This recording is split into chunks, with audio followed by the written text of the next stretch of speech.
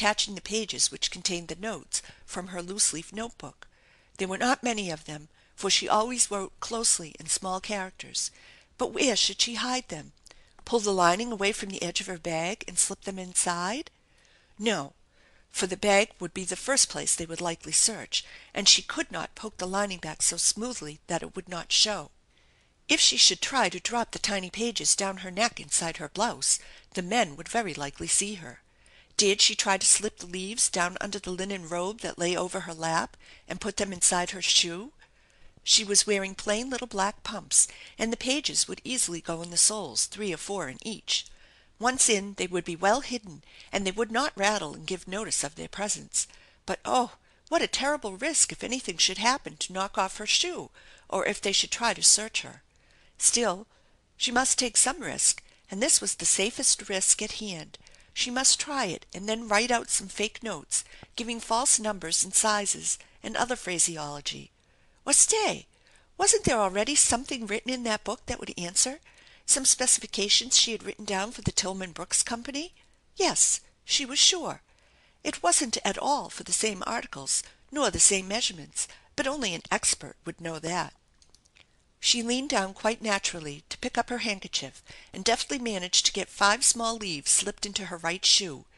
It occurred to her that she must keep her keepers deceived, so she asked once more in a gracious tone: "Would it trouble you any to mail a card for me as soon as possible after we arrive? I am afraid my mother will be worried about my delay, and she isn't well. I suppose they have a post office out this way." " Sure, Miss," said the man again with another leering smile that made her resolve to have no further conversation than was absolutely necessary. She took out her fountain pen and hurriedly wrote: "Detained longer than I expected. May not get back to night. S. H." and handed the card to the man. He took it and turned it over, all too evidently reading it, and put it in his pocket. Shirley felt that she had made an impression of innocence by the move, which so far was good. She put away her fountain pen deliberately, and managed in doing so to manipulate the rest of the leaves of notes into her left shoe.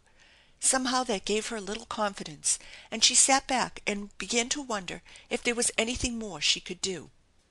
Those dropped postals were worse than useless, of course. Why had she not written an appeal to whoever picked them up? Suiting the action to the thought, she wrote another postal card. Her stock was getting low. There were but 2 more left. "For Christ's sake, send the police to help me. I am being carried off by 2 strange men. Shirley Hollister." She marked out the address on the other side and wrote: "To whoever picks this up." She fluttered it to the breeze cautiously, but her heart sank as she realized how little likelihood there was of its being picked up for days perhaps, for who would stop in a car to notice a bit of paper on the road? And there seemed to be but few pedestrians. If she only had something larger, more attractive. She glanced at her belongings and suddenly remembered the book she had brought with her to read, one of the new novels from the cottage, a goodly sized volume in a bright red cover. The very thing. With a cautious glance at her keepers, she took up the book as if to read, and opening it at the fly leaf began to write surreptitiously much the same message that had been on her last postal, signing her name and home address and giving her employer's address. Her heart was beating wildly when she had finished. She was trying to think just how she should use this last bit of ammunition to the best advantage. Should she just drop it on the road quietly? If only there was some way to fasten the pages open so her message would be read. Her handkerchief, of course. She folded it cornerwise and slipped it in across the pages so that the book would fall open at the fly leaf, knotting the ends on the back of the cover. Every moment had to be cautious, and she must remember to keep her attitude of reading with the printed pages covering the handkerchief. It seemed hours that it took her fingers trembled so. If it had not been for the rushing noise of wind and car she would not have dared so much undiscovered. But apparently her captors were satisfied that she still believed their story about going to Secretary Baker's country house, for they seemed mainly occupied in watching to see if they were pursued, casting anxious glances back now and then, but scarcely noticing her at all. Shirley had noticed 2 or 3 times when a car had passed them that the men both leaned down to do something at their feet to the machinery of the car. Were they afraid of being recognized? Would this perhaps give her a chance to fling her book out where it would be seen by people in an oncoming car? Oh, if she but had the strength and skill to fling it into a car! But of course that was impossible without attracting the attention of the two men. Nevertheless, she must try what she could do.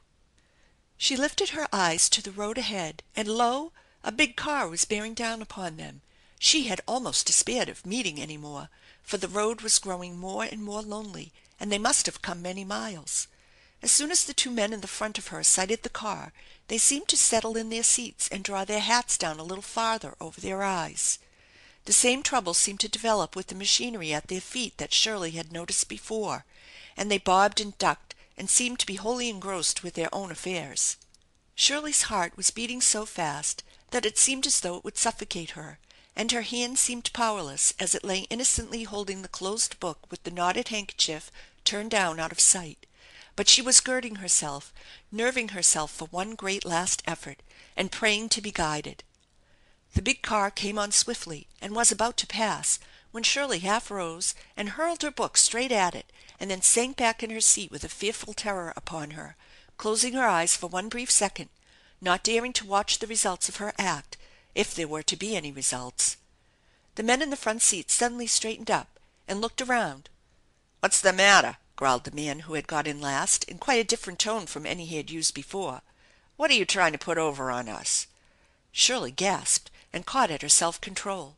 " I've dropped my book," she stammered out wildly. " Could you stop long enough to pick it up? It was borrowed," she ended sweetly as if by inspiration, and wondering at the steadiness of her tone when blood was pounding so in her throat and ears and everything was black before her. Perhaps, oh, perhaps they would stop and she could cry out to the people for help. The man rose up in his seat and looked back. Shirley cast one frightened glance back, too, and saw in that brief second that the other car had stopped and someone was standing up and looking back. " Hell, no !" said her captor briefly, ducking down in the seat. " Let her out !" he howled to the driver, and the car broke into a galloping streak, the wheels hardly seeming to touch the ground, the tonneau bounding and swaying this way and that. Shirley had all she could do to keep in her seat. At one moment she thought how easy it would be to spring from the car and lie still in a little heap at the roadside. But there were the notes. She must not abandon her trust even for so fearful an escape from her captors. Suddenly, without warning, they turned a sharp curve and struck into a rough, almost unbroken road into the woods, and the thick growth seemed to close in behind them and shut them out from the world. Shirley shut her eyes and prayed. CHAPTER 23.